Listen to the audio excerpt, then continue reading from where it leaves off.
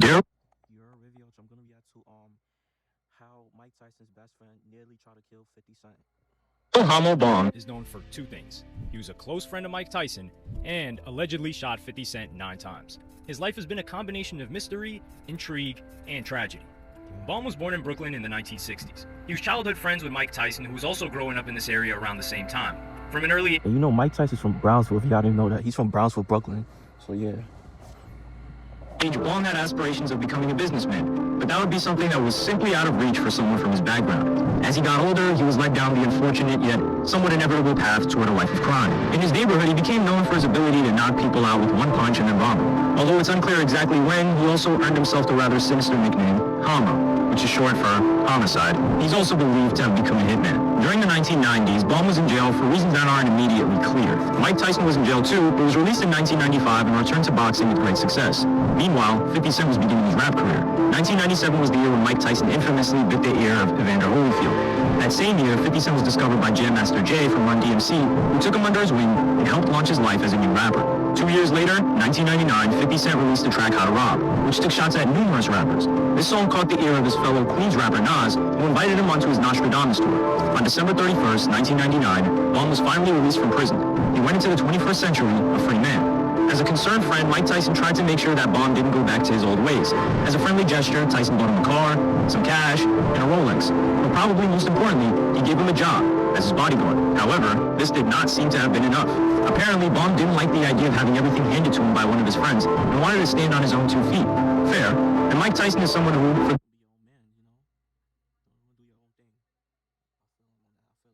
the most part, doesn't really need a bodyguard or has professional ones. So sadly, Bomb got drawn back into the gangsta lifestyle. During this time, Bomb was a part of the Peanuts gang, which consisted of Bomb, James Hamilton, and Ivory Peanut Davis. Davis also briefly featured in the music video for Junior Mafia's Get Money, where he sits on a chair while Lil Kim is rapping at him. At this time, hip-hop culture and gang culture were deeply interwoven, especially the business aspect. Bomb was also associated with a drug dealer named Kenneth Supreme McGriff, who was also affiliated and in business with Murder Inc., a new record label which had Ja Rule as its flagship artist. In the year 2000, McGriff was particularly angry at 50 Cent. 50 released a song called Ghetto Quran, which he talked about his life growing up in Queens and how his neighborhood was ran by Preem, in reference to Kenneth McGriff, and Prince, which referenced McGriff's nephew, Gerald Prince Miller. For McGriff and many others, this was considered snitching, and for this reason, it's alleged that a hit was called on 50 Cent. However, in another video, we go into further detail on exactly why this track wasn't the main reason for why 50 Cent had the hit put out on him. You can check that video in the description or the pinned comment. On May 25th, 2000, 50 Cent and his friend Curtis Brown were at 50's grandmother's house in South Jamaica, Queens. 50 and Curtis left the house, but before they could drive away, That's crazy, man. Like 50 got, got boomed in front of his grandmother's crib. That is crazy, bro. That's OD, man. Nah. That's ultimate disrespect, bro. That's very disrespectful to do that in somebody's front of their grandmother's house, man. But this is what it comes with it though. Like, but this type of shit comes with it though. Streets don't care, man. They don't care. It's ruthless, mad ruthless. Chris remembered that he had left his diamond-encrusted pendant back at the house. So 50 went back to his grandmother's house to get it. 50 then got back in the car, but unbeknownst to both 50 and Brown, a gunman was sneaking up on him. The person then crept up to 50 Cent's side of the vehicle with a 9mm. 9 shots were leveled at 50 in his hands, hips, legs, arms, chest, and also left cheek. Brown, meanwhile, was only shot once in the hand. The gunman fled the scene, so Brown drove himself and 50 to the hospital. The shooter behind the situation is alleged to have been Daryl Bomb. 50 Cent spent the month of June transitioning from critical to non-critical care. Mike Tyson, meanwhile, was busy training for his fight with Lou Savarese at the end of the month. Tyson was training out in Phoenix at the time, and it's believed that Bomb flew over to visit him in his city. This fight was taking place in Glasgow, Scotland.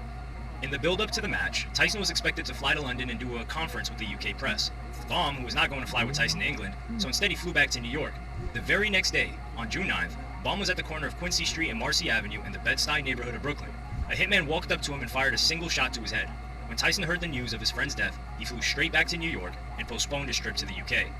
This postponement led to rumors that the fight was going to be called off, but on June 24th, the fight took place. And after so much buildup, after so much drama, Tyson delivered a killer blow and won the fight in the space of 38 seconds. After the match, an emotional Tyson said, "I dedicate this fight to my brother Daryl Bomb, who died. I'll be there to see you. I love you with all my heart. All praise be to my children." This was a monumental win for Tyson. A win on a more basic level was also happening for 50 Cent. He was on a walker for a few weeks after the shooting, but was gradually getting better. The big question surrounding the situation was, who killed Daryl Bomb and why? Some of this would be answered with events that soon followed. On August 1st, James Hamilton from the Peanut Gang was dining at a seafood restaurant he owned in Brooklyn and was shot dead by a gunman.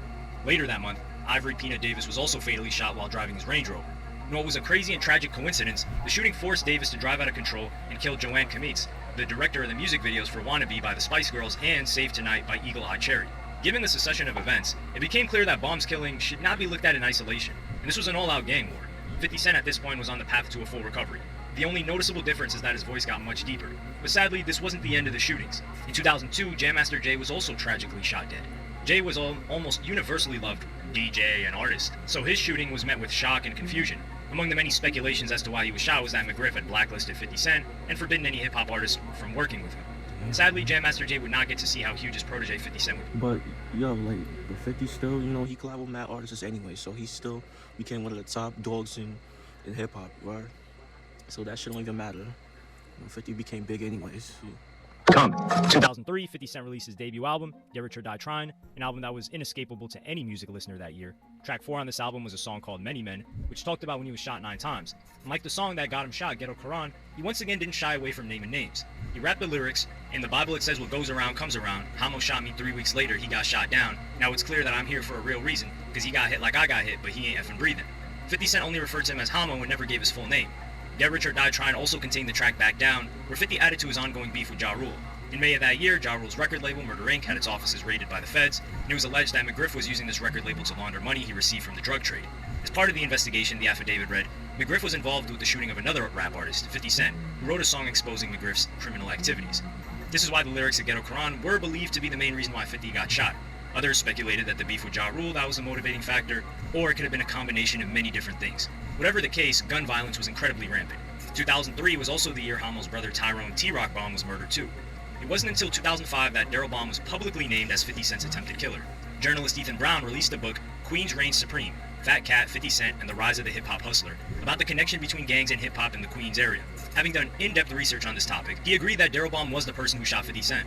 However, at the time, 50 had played up the idea that Baum's murder was in retaliation to his shooting. Brown, meanwhile, concludes that Baum's murder was unrelated and part of a gang war between the Peanut Gang and another Brooklyn gang called Cash Money Brothers, or CMB. When Daryl Baum got out of prison, he tried to extort a CMB member named Taz for drug money.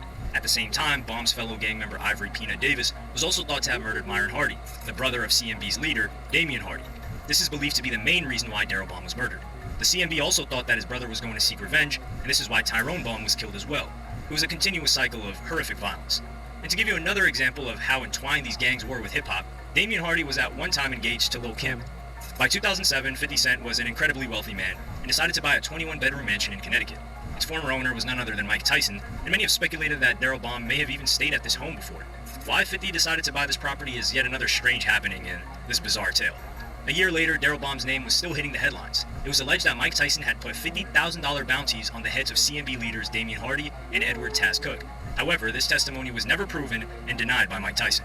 While the story is likely something from a Hollywood movie, real lives have been torn apart from these feuds. In 2015, Damian Hardy was given a life prison sentence for ordering 6 murders, 2 of which were Daryl and Tyrone Baum. Members of the Baum family gave their emotional statements during this trial, and the grief of losing not one but 2 family members in such a horrific fashion hasn't left them since. People will forever remember this story for the resilience shown by 50 Cent in surviving the shooting, but the darker side of the story is the incredibly rampant gang violence that haunted these neighborhoods. Make sure to subscribe. Okay, that's the vid. Let me know what y'all think about the situation involving like 50 Cent, Mike Tyson's friend, Mike Tyson himself. Like, let me know what y'all feel about this whole situation.